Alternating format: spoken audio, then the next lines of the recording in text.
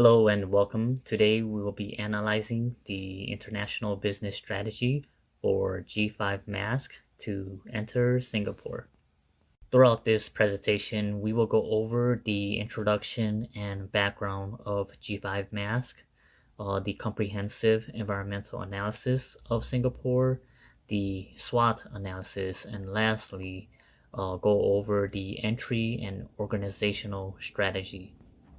So a little bit more about G5 Mask and why we came up with this plan.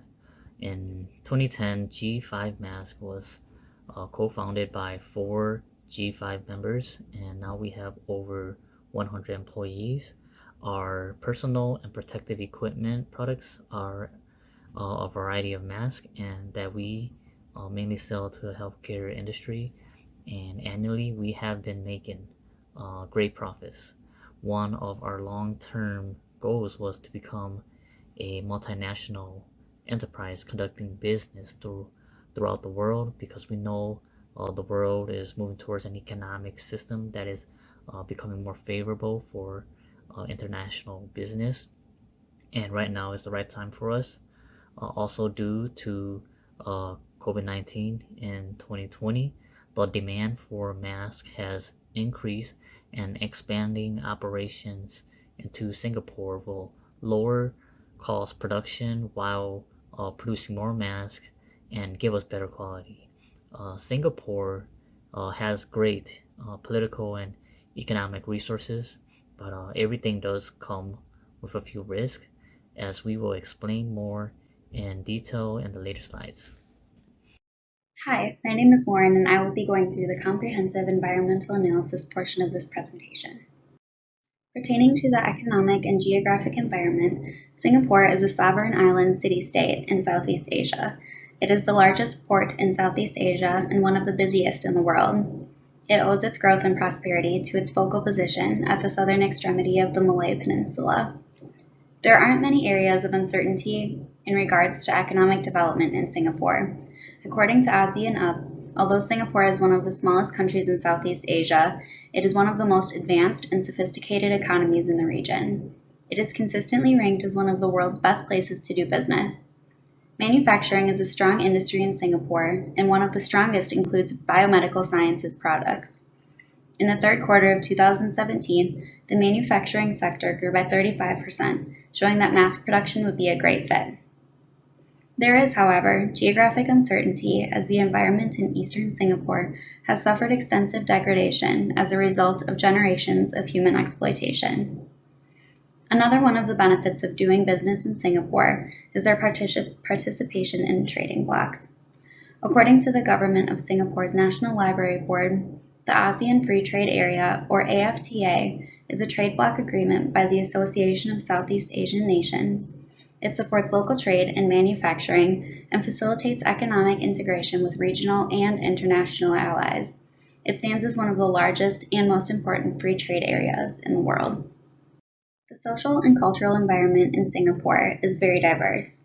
It has vast cultural and demographic diversity with multiple ethnic backgrounds, including 74% Chinese, 13% indigenous Malays, and over 9% Indians, with an additional growing population of Eurasians. Although Malay is recognized as the national language of Singapore, English is the primary working language, which is another benefit for our mask manufacturing business. In addition to a diverse ethnic population, religious diversity has helped create an even richer culture in Singapore, with Buddhism, Christianity, Islam, Taoism, Hinduism, and multiple other religions. There are a few things to keep in mind when doing business in Singapore as far as customs go. Shaking hands is a business custom, and to do so in a firm manner is important both when arriving and leaving a business meeting, although this may be a little bit different now during the COVID-19 pandemic. Another thing that is taken very seriously in Singapore is being punctual. Although this is very important in many countries, it is an especially important part of corporate culture in Singapore. Finally, I will discuss the political and legal environment of Singapore. Singapore is a unitary parliamentary democracy based on the Westminster model, where the President of Singapore is the head of state and the Prime Minister of Singapore is the head of the government. In each constituency, there is a citizens consultant committee designed to link local communities to the ruling party. Singapore is a republic. While the country has a multi-party system, the dominant political party in Singapore has often been the People's Action Party, which is a conservative party, along with the main opposition party, the Workers' Party, a social democracy party. Singapore has one of the least corrupt business environments in Asia, thanks to the definition of clear business rules and their consistent enforcement of these rules. Singapore is well known around the world for being a business-friendly country. In the World Bank's Ease of Doing Business list 2019, Singapore was ranked second. It has been ranked one of the top countries on this list for many years. Singapore was ranked first in the World Economic Forum's Global Competitive Index 2019. With a relatively low tax rate and strong government support for investments, Singapore is an attractive business hub.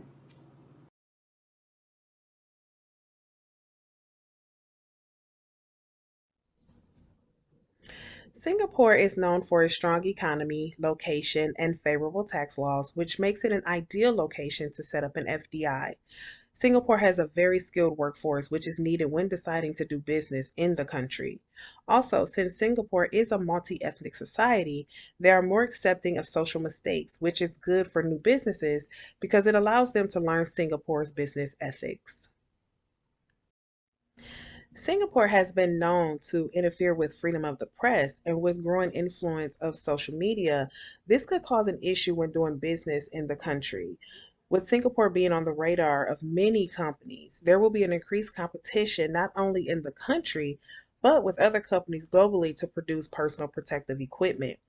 As good as the workforce is in Singapore, there is still an issue of tight labor, and because of this, workforce costs will be high. Singapore offers so many opportunities for international companies. Several key industries are expanding, and this would provide opportunity for the country to build international business partnerships and help with creating new jobs. As technology continues to rapidly grow, there is a need to ensure the protection of data. As mentioned during the opportunities analysis, cybersecurity is also a threat to Singapore. It would be very important for Singapore to implement IT measures to ensure companies will not suffer operational challenges such as losing database information. Terrorism can impact any country. It will be important for Singapore to continue to work to identify counterterrorism and ensure the businesses would be protected while doing business in the country. Okay, now looking at our company's implementation for an entry mode, we recommend using subsidiaries. Essentially, this was based off adapting our priorities to each of the elements within entry modes. For our goals, we were focused on operating costs as well as the initial investment costs. Secondly, we're concerned with the risk factor, but also the potential opportunity that could be gained. And then finally, looking at the laws and regulations within Singapore. So reviewing the elements, we ranked them based on the amount of positive impact we could gain from them. And if you notice, they were all very close, but subsidiaries gave us an overall better score. In addition, it also gave us a large prospect within the main priorities. We chose subsidiaries because of the leverage we could gain by having control when it came to making decisions and having the ability to manage the business the way we saw fit, as well as being beneficial for both our company and Singapore. While the strategy of the subsidiaries may have a cost constraint for us, this should also allow us for greater opportunity to access new markets quicker and more efficiently. Finally, we need to develop an organization strategy. The reason for choosing Singapore was because it was unrealistic to continue our current production to accommodate the potential global markets we are trying to attract.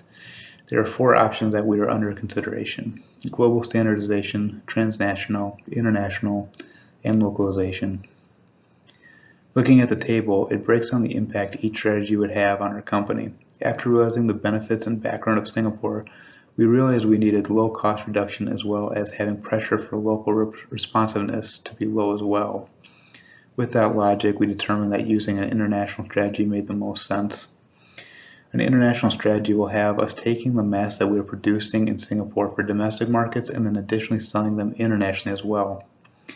The benefits of this strategy provide expansion opportunities in new markets, gains in local resources, potential growth, and will continue to keep our company competitive on a global level. It is also important to be mindful of the disadvantages with compliance risks and the cultural as well as business practices, both vital to be aware of. And knowing what we know about Singapore, this will help with alleviating those potential negatives going forward. So let's recap the main points that we went through. Our company is making great profits and ready for foreign direct investment. There were many countries with potential, but ultimately Singapore was chosen due to the many benefits the country provides economically and politically. It is ranked one of the best places to do business. It is a very diverse country, and English is the main spoken language. It is a very business friendly environment that has very low corruption as well as favorable tax laws, all which are great for producing G5 masses. Some weaknesses include increased competition and high workforce costs, but with our entry and organizational strategy, planning out future scenarios, and proactively managing risk, the opportunities are endless, and we are confident this plan will bring company success. So that's it for today. Thank you all for attending our global business expansion plan. It has been a pleasure sharing our analysis. Feel free to email or call us directly if you have any questions.